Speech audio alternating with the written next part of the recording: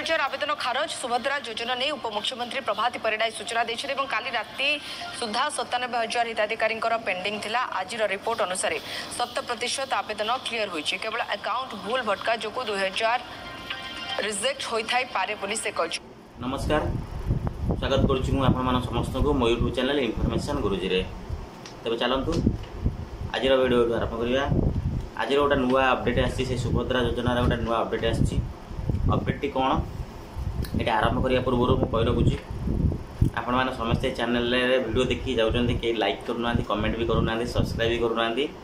Please channel को प्रथम थर आस्ते सब्सक्राइब करंतु, पाखे थिया बेल आइकन भी दबाइ दियंतु जहाँद्वारा मु अपलोड करिया प्रथम वीडियो आपण मान पाखे पहुँचो। द्वितीय कथा वीडियो स्किप करेंगे, बिना स्किप रे देखिया द्वारा सब इनफॉरमेशन जितका सब आपण जानि परिबे। चलो देरी न करी वीडियो आरंभ करिया। वीडियो कौन अच्छी ना अपडेट गोटे आछि। आगुरी आमर किछि दिन पूर्व 4-5 दिन पूर्व एटा आमर जनसेवा केन्द्र मो सेवा केन्द्र रे आमे एटा शो करथला। आपण आमे स्टेटस देखुथिले सेतेबेले शो करथला जे अंडर प्रोसेस नले payment fail, reject, field verification pending एमिति किछि शो करथला। आमर जो चिठा नंबर जो अच्छी आवेदन पत्र जो नंबर अच्छी से नंबर द्वारा आम चेक करथले एमती शो करथला। गोटे खुशी खबर सेटा बर्तमान समस्त अंडर प्रोसेस न माने रिजेक्ट रु कटि जाई। जार सब रिजेक्ट होइतला जो भाबुतले जो माने 2000 जो प्रथम कहले 2000 को कटिची, तापर कहले फिर 5 लाख लोक को कटिची। सेटा गोटे खुशी खबर समस्त पई। सेटा जो रिजेक्ट लिस्ट रु कटि जाई सरकार सेटा रिमूव कर नेचंती। आ रिजेक्ट शो करनी अंडर प्रोसेस शो करूची।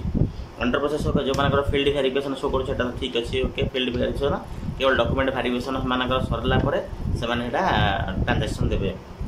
किंतु से रिजेक्ट लिस्ट मान गोटे खुशी खबर से रिजेक्ट लिस्ट नहीं, तो रिजेक्ट लिस्ट उठी जाइए। द्वितीय कथा सरकार गोटे नुआ सिस्टम आनी आमको यार स्टाटस चेक करने जनसेवा केन्द्र और मो सेवा केन्द्र जावाक पड़ो ना। यहाँ हूँ गोटे गुरुत्वपूर्ण घटना। यहाँ को सरकार रद्द कर आम निजे घरे बसिकी आमको देते अथराइज आम देखिपर क्या पाखु जावाई कहीं से लिंक जो छाड़ी से लिंकटा सरकार बंद कर जनसेवा केन्द्र मो सेवा केन्द्र कमन सर्विस सेंटर क्या पाखे से लिंक आउ कम करूना से देखिपारे ना। आ स्टाटस आगुरी देखी होता एवं यहाँ आम माने जी कैंडिडेट से निजे घरे बसिकी से देखिपर किंतु ता पाखे ये जो चिठाटा रहा दरकार। ये जो चिठा जो एसयू नंबर चिठा नंबर अच्छी चिट्ठी नंबरटा आमर जापर यहीटा ये चिठा नंबर मध्यम आम घरे बसी से जापर। केमिति जानिबा चिठा माध्यम ना आमर जो हेल्पलाइन नंबर अच्छी toll free 14678 toll free number. यही नंबर रे आपन कॉल करंतु। हुए तो टिके बिजी देखौथबो कहीं बहुत लोग सेम टाइम रे बहुत लोग ओडिशा सारा लोग ना समस्त फोन करछथि से लाइन में बिजी रहउथबो। सेठी फोन करिए, फोन करसला परे से माने आपन आधार कार्ड मागी पारंती, नहले आपन ए चिट्ठी नंबर मागी पारंती। ए नंबर मागिले जो एसयू रो जो आरंभ होईची से नंबरटा से नंबर आपन कहिदेला परे से आपन स्टेटस सेठी कहिदेबे जे आपनकर कोन अछि। रिजेक्ट तो एबे नाही, तो अंडर प्रोसेस अछि ना फील्ड वेरिफिकेशन अछि ना आपनकर वेरिफिकेशन वेरीफाइड माने वेरीफाई हो जाइए आपनकर डॉक्यूमेंट सेटा आपनको से माने कहिदेबे। बाकी जहाँ रहा से कौन ना 9 तारिख में आम जना पड़ो क्या दौरान। सरकार तो डिक्लेयर कर 40 लाख रु 50 लाख भितर आम ट्रांजाक्शन लोक ट्रांजाक्शन दबू माने प्रथम इनस्टॉलमेंट द्वितीय पर्यायर जब पैसा आम दबू बोली 40-50 लाख कि 9 तारिख आसिले जना पड़ो। ओके, आम से कौन करवा कि ना, तो ये आम घरे बसिकी आम करवा कौटी की जावाक दरकार नहीं, तो घरे बसिकी आम फोन मध्यम आम डायल करवा करके ओझी आम स्टाटस चेक कर से जहाँ कहे ता अनुसार आम करवा कहीं आउ रिजेक्ट लिस्ट कार ना। समस्त खुशी खबर कई मन दुख करा दरकार नहीं। 9 तारिख में आसो पैसा 40-50 लाख लोकर 9 तारिख जो न आइला तापर आम देखिए नेक्स्ट फर्दर एक्शन करनवा। आरंभ शेष जाए आपन साथ जोड़ी होगी अच्छी। जार किसी असुविधा हो कमेंट मध्यम जनइले चेष्टा करी से साहाय्य करने।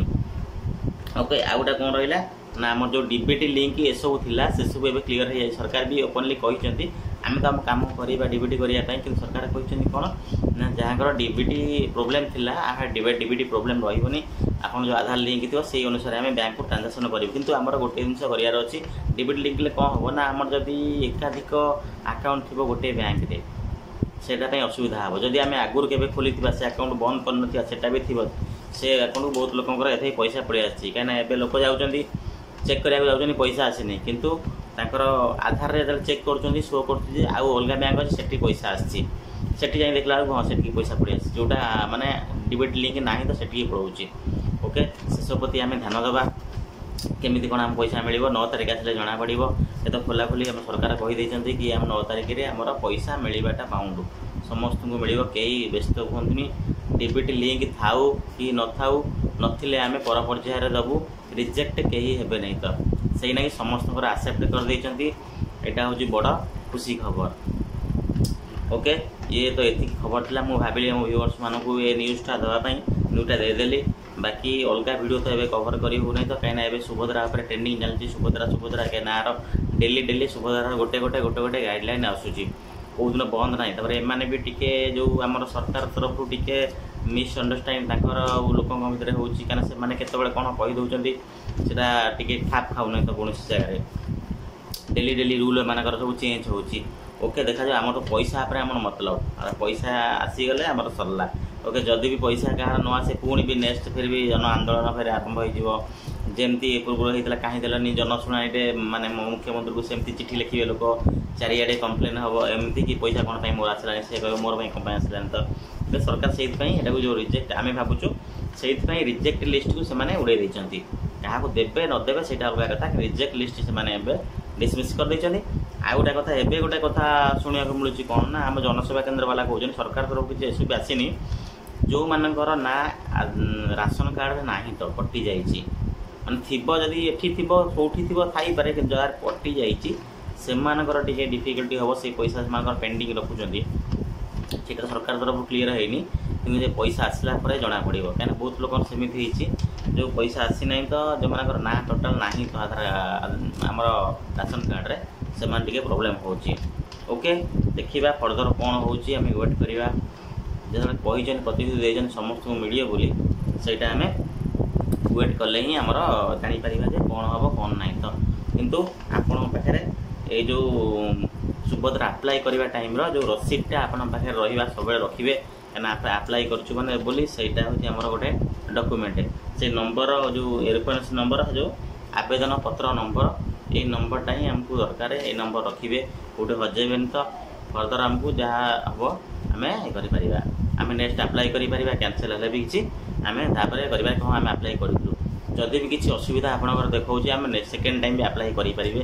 କାହିଁକିନା ମୁଁ ଆଗ ମୋ ପୂର୍ବ ଭିଡ଼ିଓରେ ବି ମୁଁ କହିଥିଲି, ଆପଣ ଯଦି କିଛି ବ୍ୟାଙ୍କରେ ଅସୁବିଧା ଦେଖାଉଛି, ଆପଣ ସେକେଣ୍ଡ ଟାଇମ୍ ସେଥିରେ ଆଉ ଗୋଟେ ଫର୍ମ ଆଣିକି କୌଣସି ଜନସେବା କେନ୍ଦ୍ରରେ ଆପ୍ଲାଏ କରିଦିଅନ୍ତୁ। ଓକେ, এইটা ଥିଲା ଆଜିର ଇନଫର୍ମ। ଆଶା କରୁଛି ଆପଣମାନେ ସମସ୍ତେ ବୁଝିପାରିଥିବେ। ଏମିତି ମୋ ଚ୍ୟାନେଲ୍ ସହିତ ଯୋଡ଼ି ହୋଇ ରୁହନ୍ତୁ। ସୁଭଦ୍ରା ଯୋଜନା ଆରମ୍ଭରୁ ଆପଣଙ୍କ ସାଥିରେ ମୁଁ ଅଛି, ଶେଷ ପର୍ଯ୍ୟନ୍ତ ବି ରହିବି। ଚ୍ୟାନେଲଟିକୁ ଭଲ ଲାଗେ, ଭିଡ଼ିଓଟି ଭଲ ଲାଗିଲେ ଲାଇକ୍ କରିବେ, କିଛି ଅସୁବିଧା ଥିଲେ କମେଣ୍ଟସ୍ କରିବେ। ତାପରେ ଭିଡ଼ିଓକୁ ପ୍ରଥମ ଥର ଆସିଲେ ସବସ୍କ୍ରାଇବ୍ ନିଶ୍ଚୟ କରିବେ।